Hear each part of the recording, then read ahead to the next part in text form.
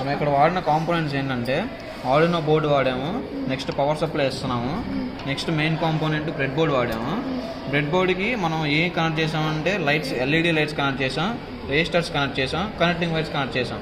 అసలు ఈ సబ్జెక్టు ఈ ప్రాజెక్ట్ ఏంట్రా అని చెప్పేసి అడిగితే ట్రాఫిక్ సిగ్నల్ లైట్ అని చెప్పేసి అంటాం అనమాట.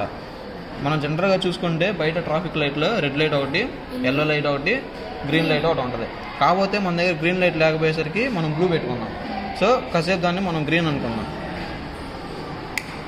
ఆన్ చేసి వర్కింగ్ చూస్తే రెడ్ లైట్ వెలిగిన తర్వాత yellow light, next green light అనేది వెలిగిద్ది. అంటే ఇక్కడ బ్లూ ఉంది, యాక్చువల్గా రావాల్సింది గ్రీన్ అనమాట. అర్థమైంది కదా మీకు కాన్సెప్ట్? రెడ్ లైట్ అంటే ఆగమని, ఎల్లో లైట్ అంటే రెడీగా ఉన్నానని చెప్పేసి, గ్రీన్ ఇస్తే వెళ్ళిపోండి అని చెప్పేసి సిగ్నల్ అనమాట.